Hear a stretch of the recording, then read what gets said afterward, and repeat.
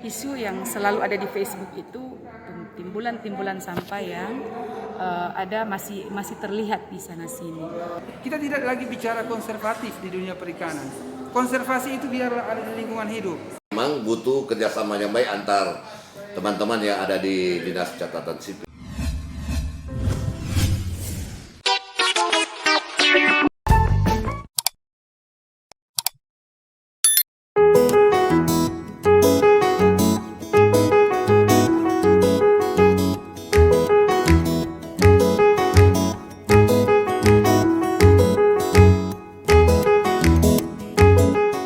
Yang pertama, Dinas Perikanan, potensi perikanan Bitung itu sebenarnya luar biasa.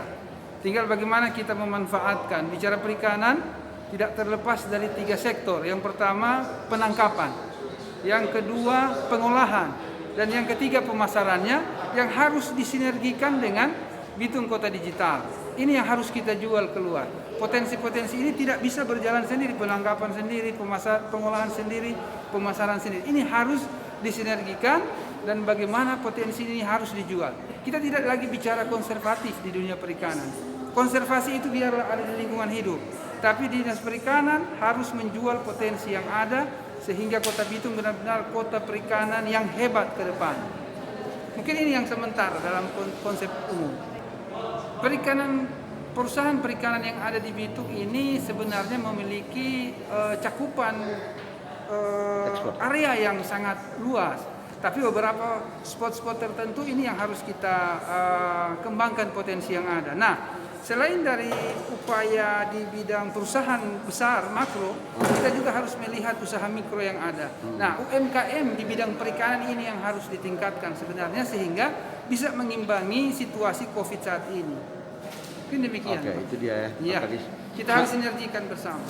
Mari kita bersatu, bahu-membahu membangun Kota Bitung sebagai kota perikanan yang mendunia melalui Bitung Kota Digitalisasi. Baru dilantik hari ini, detik ini kita harus melihat bagaimana kondisi anggaran dan sebagainya. Mungkin kita akan bicara dengan teman-teman yang sudah ada di Dinas Perikanan.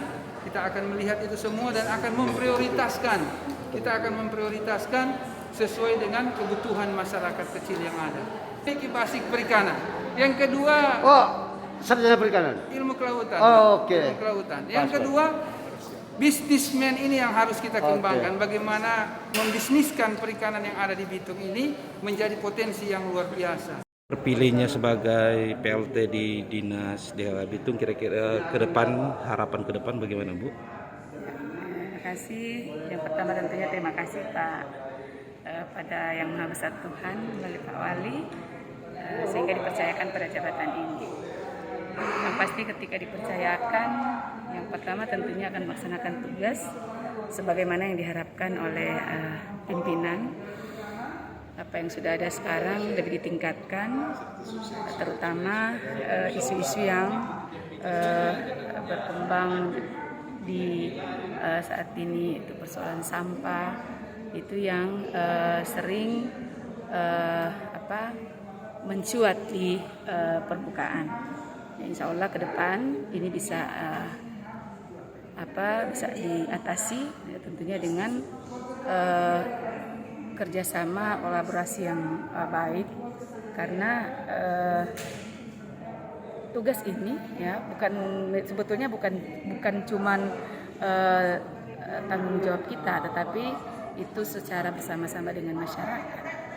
Barangkali itu harapan saya. Nah, Bu, Bitung kan sebagai kota industri, ada banyak perusahaan-perusahaan. Kira-kira ke depan ini apakah ada perencanaan untuk pengecekan kembali untuk perizinan tentang lingkungannya?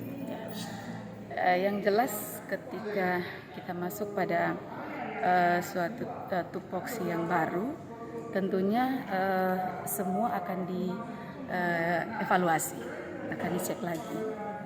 Semua segi, semua sektor itu akan dievaluasi kembali untuk dilihat sejauh mana perkembangan. Kalau terkait dengan izin, tentunya dilihat apakah itu masih masih update ataukah sudah ada yang misalnya kadaluarsa dan lain sebagainya, dan itu tetap akan dipelajari. Salah satu target yang akan dikerjakan di dalam waktu dekat ini, Bu? Target ini dalam waktu dekat ini pembenahan kota ya. Memang tupoksi Dinas Lingkungan Hidup itu salah satunya adalah bukan melulu cuma di sampah ya, tetapi seperti yang kita sampaikan tadi bahwa isu yang selalu ada di Facebook itu timbulan sampah yang ada masih terlihat di sana sini. Nah, itu yang saya akan kerjakan. Saya akan hari ini ya, paling lambat besok pagi kita survei semua. Kemudian itu akan saya tuntaskan, tentunya didukung dengan sarana dan prasarana, sehingga saya akan mengecek juga sarana dan prasarana yang akan digunakan untuk operasional dalam rangka penanganan sampah di kota itu. Akan diupayakan supaya sarana dan prasarana ini bisa menghandle, ya, bisa mengatasi persoalan-persoalan yang ada di kota itu. Oke, selamat sore Pak Kadis. Yang pertama selamat tugas tambahan ya Pak Kadis Capil. Nah, mungkin ke depan apa yang menjadi sasaran program ketika Bapak ada di sana? Ya. Gitu, ya. Yang pertama ya, terima kasih untuk Pak Wali Kota, Pak Wakil, Pak Sekda yang memberi tugas tambahan kepada saya di samping sebagai asisten 1. Jadi pekerjaan atau program yang mau dilakukan di sana nanti yaitu bagaimana peningkatan pelayanan bagi masyarakat, terutama untuk kebutuhan-kebutuhan dasar dari masyarakat dalam hal kependudukan. Dan memang ada beberapa hal lagi akan perlu diselesaikan di sana di kantor Dukcapil, antara lain tentang data kependudukan yang sampai sekarang belum selesai divalidasi, terutama data keterkaitan dengan data vaksin COVID 2019, karena memang ada beberapa data yang harus kita sandingkan bersama tentang data yang ada di Dukcapil dengan data-data yang ada di Dinas Kesehatan dan tim-tim lainnya menyangkut data-data vaksinasi. Seperti itu. Untuk menyamakan persepsi termasuk verifali data di sana nanti, ya sebaiknya kita duduk bersama dengan beberapa instansi, termasuk juga ada beberapa instansi vertikal, BPJS Ketenagakerjaan dan BPJS Kesehatan, karena mereka juga memang butuh data yang valid dari Dukcapil. Di samping itu juga dari Dinas Sosial, dari Kesehatan, dan dari BPBD juga butuh data-data yang valid lah. Seperti memang kalau kita masalah tentang data kependudukan kan itu dinamis setiap hari. Minimal harapan dari pimpinan tentang data-data yang selama ini dikatakanlah masih simpang siur akan kita usahakan bersama, dan ini memang butuh kerjasama yang baik antar teman-teman yang ada di Dinas Catatan Sipil. Kiat-kiat apa ketika memberantas pungli?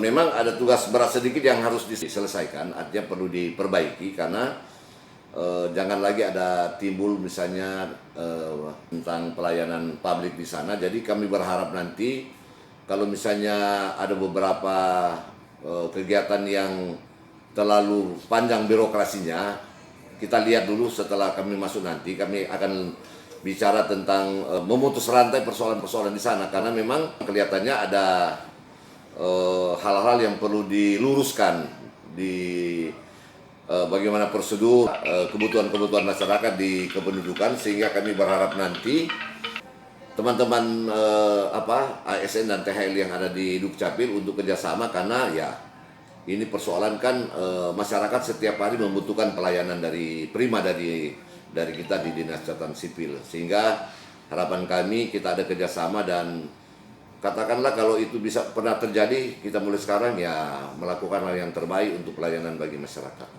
Pindah.